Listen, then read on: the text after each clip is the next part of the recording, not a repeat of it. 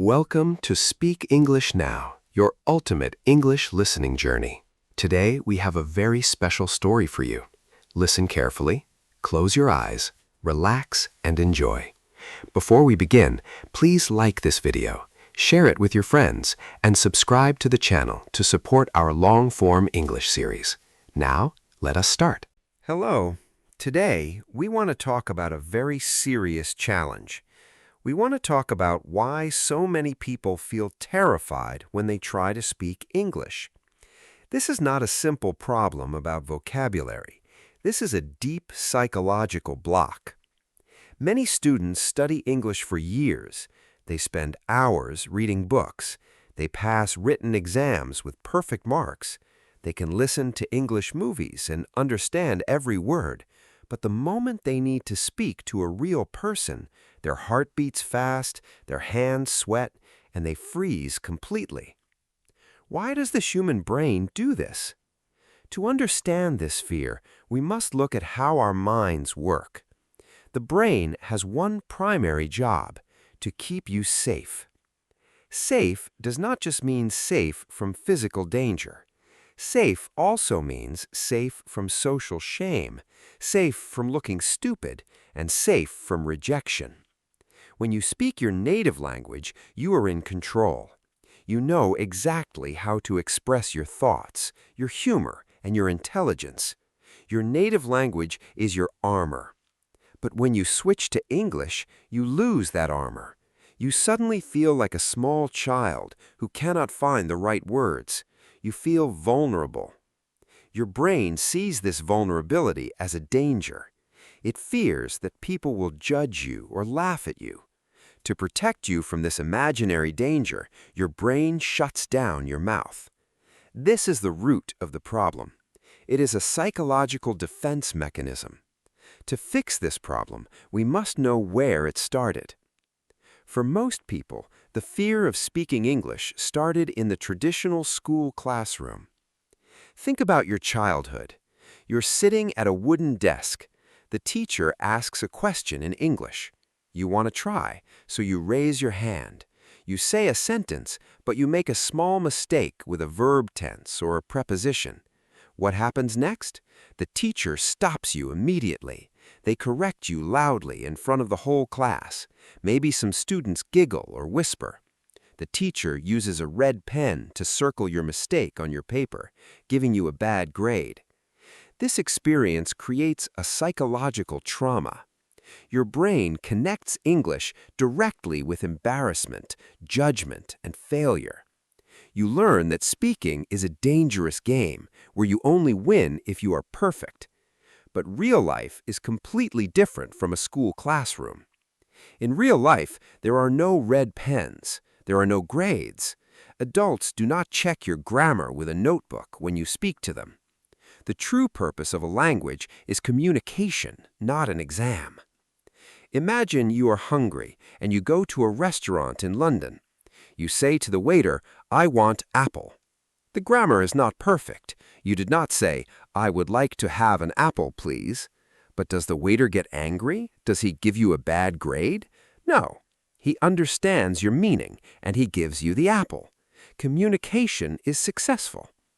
You must forgive your past school experiences. You are an adult now, and you are free to speak without the fear of the red pen. Chapter 3. The Illusion of the Perfect Native Accent. The third major fear that blocks learners is the obsession with native accents. People look at Hollywood movies or British news channels and think, if I don't sound exactly like an American or an Englishman, I should not speak at all.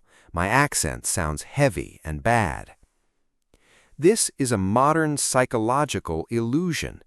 Let us look at the global statistics of the English language. Today, there are approximately 1.5 billion English speakers in the world. But here is the amazing truth. Only 400 million of them are native speakers.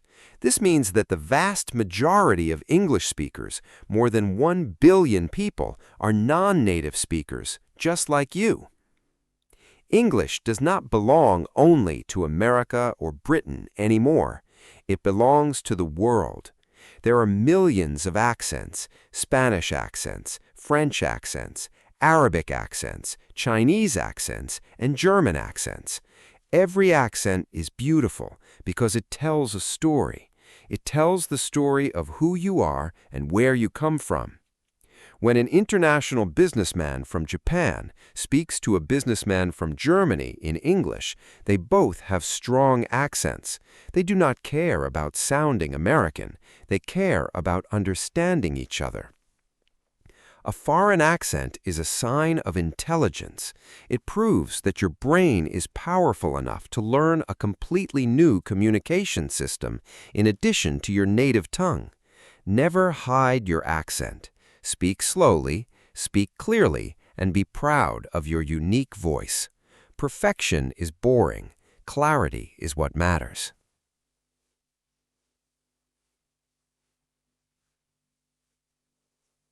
Chapter 4: The Social Anxiety Trap.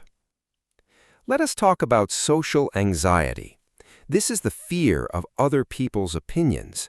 When we stand in front of a person to speak English, our imagination creates a monster. We think the other person is analyzing our pronunciation, counting our grammar mistakes, and thinking, wow, this person is very uneducated. But psychological studies show something very interesting about human behavior. This concept is called the spotlight effect. We always think there is a giant spotlight on us and that everyone is watching our every move. But the truth is, everyone is busy thinking about themselves.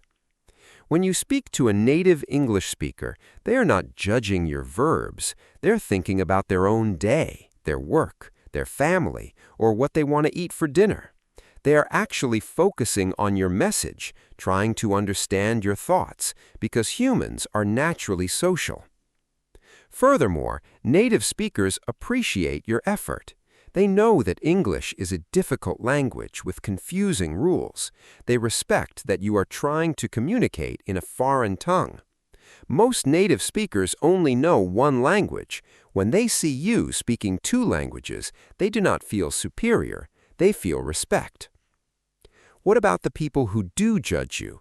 Sometimes other learners might make fun of your mistakes. Why do they do this? Because they're deeply insecure. They're too afraid to speak themselves, so they try to make you look bad to feel better about their own failure. Do not let the opinion of insecure people stop your personal growth. Keep your eyes on your goal and ignore the noise. Chapter 5: Overanalyzing Grammar Rules. Another massive barrier to speaking fluency is the grammar trap. Many students spend years memorizing complex grammar books. They know every rule, every exception, and every tense name. They think that if they study enough grammar, one day they will magically wake up and speak perfectly. But when they try to speak, a disaster happens. Their mind becomes a heavy factory. Before they say a simple phrase like, "We went to the beach last Friday," their brain stops to do an intense calculation. Is went the correct past form? Is last Friday a time marker that requires a specific preposition? Should I use the past simple or the present perfect? While the brain is doing this long calculation, 5 seconds pass in silence. The conversation becomes awkward. The speaker feels nervous, gives up, and goes back into their shell. This is called analysis paralysis. Your brain cannot calculate rules and speak at the same time. Speaking is a fast, automatic action. Think about driving a car. When you want to turn left, do you read a physics book about the angle of the wheel and the speed of the motor? No. You just turn the wheel because your body knows the movement automatically through practice. Grammar is useful for writing, but for speaking, input is king. This is why this long-form listening series on Speak English Now is so powerful. When you listen to these sentences repeatedly, your brain absorbs the correct patterns naturally without memorizing formulas. You start to use the correct tenses because they sound right, not because you calculated a rule. Stop studying the language like a scientist. Start absorbing it like a child. Chapter 6. Practical Steps to Build Ultimate Confidence. We have analyzed the fears, the background, and the mistakes.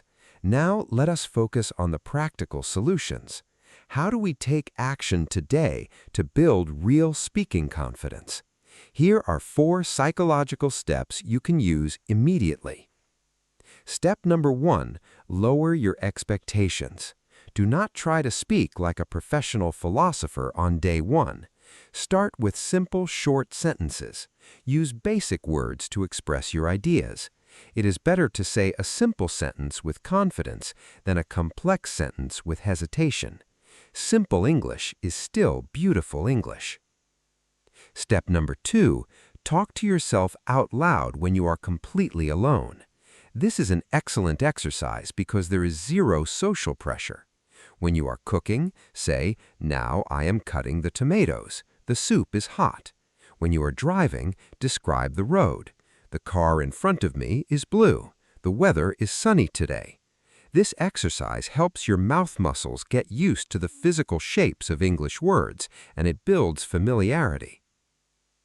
Step number 3, focus on the listener, not on yourself. Fear comes when you think, "How do I look? How do I sound?" Change your focus. Think about the other person. Listen to their story. Answer their questions, and focus on the connection. When your focus is external, your internal anxiety disappears. Step number 4, give yourself permission to fail. Accept that you will make mistakes today, tomorrow, and next month. It is a natural part of the human learning curve. Every successful English speaker you see today once stood where you are standing now. They felt the same fear, made the same mistakes, and had the same doubts. The only difference is that they did not stop. You have everything you need to become a confident English speaker. The wall of fear is made of thoughts, and you have the power to change your thoughts. Take a deep breath, believe in your potential, and let your voice be heard. You did it! You finished this part! If you enjoyed this journey, don't forget to like, subscribe, share this video, and leave a comment below. See you in the next part!